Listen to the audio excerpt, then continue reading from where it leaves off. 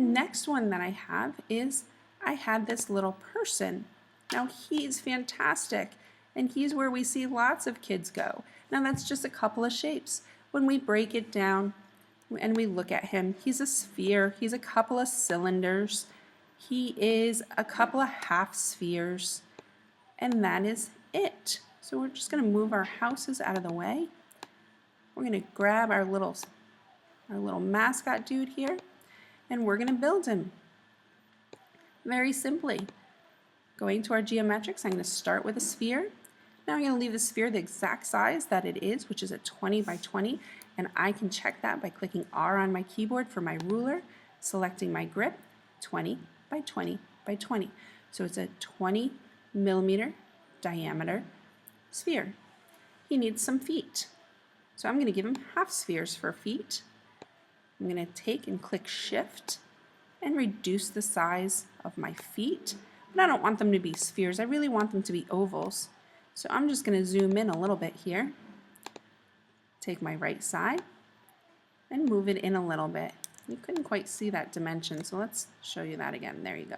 So 6 millimeters. Now I want the feet to be the same size, so Control C and Control V.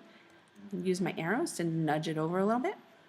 Now I can take the two of them and I can set them right under the sphere. Now I need to give him some eyes. He needs to see. So I can change my work plane to right about where I want his nose to be. Okay, I know I just said eyes, but we're going to put it there.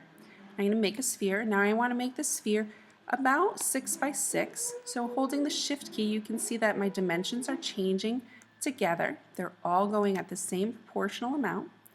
And I'm going to come down and put one eye just to the right of his nose. And I'm going to rotate around and use that Z-axis cone and push it down into the sphere. 4 to 5 millimeters is usually just right. Now I'm going to Control C and Control V. Whoops, forgot to grab the correct item. I want his eyeball. Control C, Control V. Again, I'm going to rotate so I can see what I'm doing. I'm going to take that eye, I'm going to move it to the other side. Maybe I want to get his eyes a little bit closer together. We tend to like their eyes being almost touching.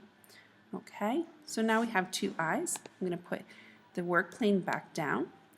And what I'm looking for here is when I click on the eye, it's hard to see. Let's change his color here using our inspector. I'm going to change his body color too. Okay, when I click on his eye, see how? Nope, you can't see it. Let's change this one as well. Okay, when I click on his eye, you have a blue highlight. That means that's a hard edge. When you don't have the highlight below it, it means that the eye is solidly connected to the other sphere.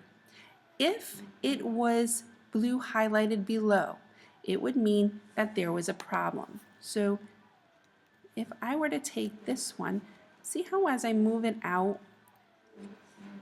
you get the little highlight?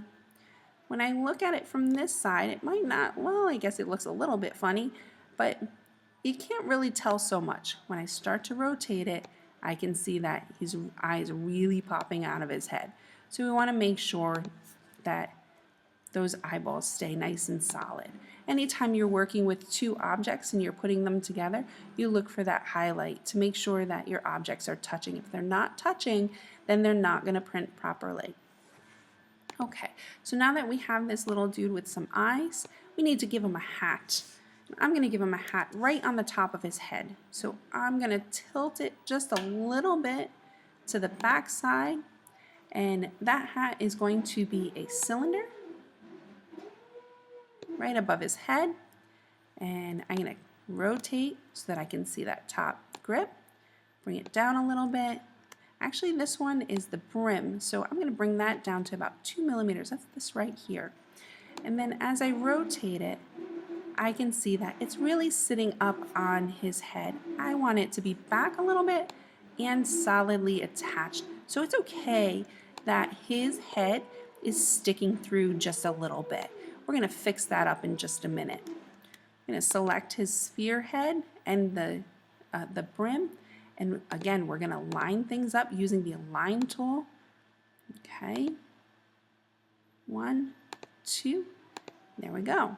All right, so now I'm going to change my work plane again to the top of the brim, bring out yet another cylinder, and then using the shift key so that I change all the dimensions at the same time, select both the brim and the hat, align according to my brim. Here we go. And then I can dismiss my align tool and change the height of my hat. Okay, putting my work plane back down by clicking W. He's coming along. I think all I need is a bow tie. So I would take my pyramid, using my rotate, I'm going to hold down shift because I want it to rotate a full 90 degrees. Sphere right in the center. And then again, I'm going to take and copy and paste. And then I can actually use this mirror tool that allows me to mirror the object exactly to the opposite side. Dismiss my mirror and I just need to nudge it a little bit to get it in the right spacing. Select all three. I'm going to group them together, resize them together,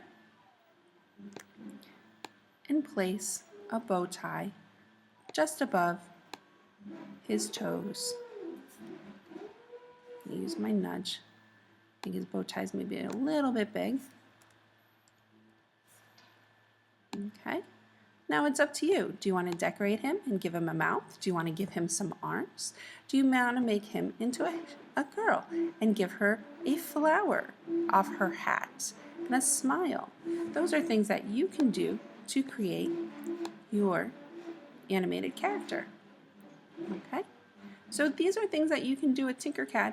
It's way fun. All you have to do is imagine it, and once you imagine it, you can create it.